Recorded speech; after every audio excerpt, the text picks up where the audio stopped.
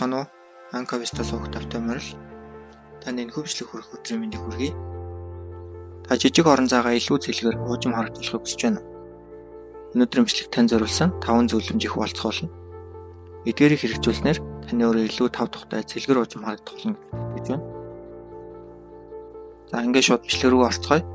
Нэгт нь бол тавилга зохион байгуулалтын ухаалаг шийдэл.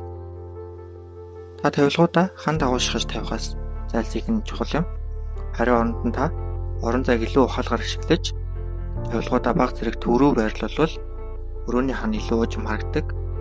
Энэ нь өрөөний урсгалыг чөлөөтэй болгож эмгэцэгтэй харагдуулна. Мөн та тавилга сонголт дээр анхаарах хэрэгтэй. Жижиг орон зайг цэлгээр харагдуулахын тулд тавилга доогуур зайтай өндөр хөлтэй тавилга сонгоорой.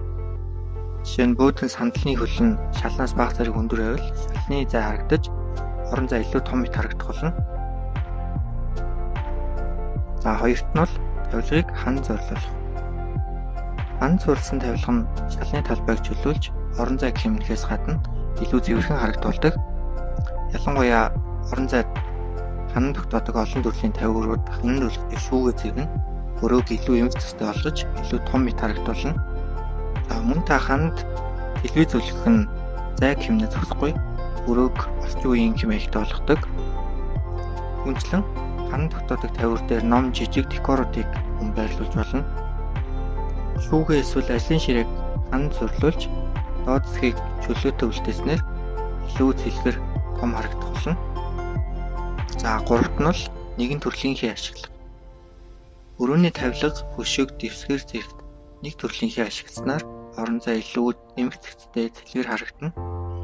Ялангуяа жижиг орон зайд хэтэрхий олон өнгө хий ашиглавал эмгэг замраагүй санагдаж болно. Та гэхдээ хивс дэвсдэг бол жижиг хийтэй хивс мөн ижил хийтэй дэр сонгох нь илүү чухал. Эсвэл нэг өнгө давмгайлсан хийтэй хөшөөг дэвсгэр ашиглах андаа нэг төрлийн хийтэй хивс тогтоох байж болно.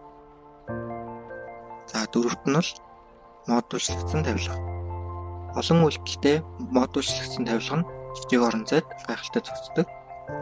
Энэ төрлийн тавилга нь хэмнэлтэд төдийгүй өрөөг илүү уужим зохион байгуулалттай болгодог. За үүний хэдүүлээ эхний бичлэг дээр хэлж байсанчлан ор болдог бөөдөн тавих нь өдрийн цагаар бөөдөн шөнө ор болж хуурдаг тул жижиг орон зайд тохиромжтой байдаг. За хөвгдөг ширээ бас байж болно.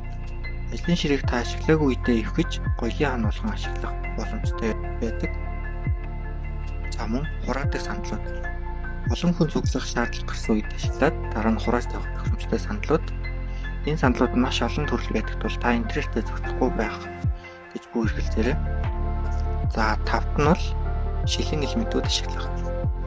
Шилэн тавилга хаалт нь гэрэл нэвтрүүлж өрөөний орон зайд харагдахуйц ихсгэж илүү цэлгэр уур амьсгал бүрдүүлдэг. Шилэн кофений ширээ нь өрөөг илүү хөнгөн нээлттэй харагдуулдаг бол томлог сандал шилэн хаалт нь өрөөг илүү цэлгэр том харагдуулдаг. Мөн хан том төлөвийг байрлуулснаар орон зайг илүү том харагдуулах болно. За эдгээр 5 зөвлөмж маань тань санагдаж байна.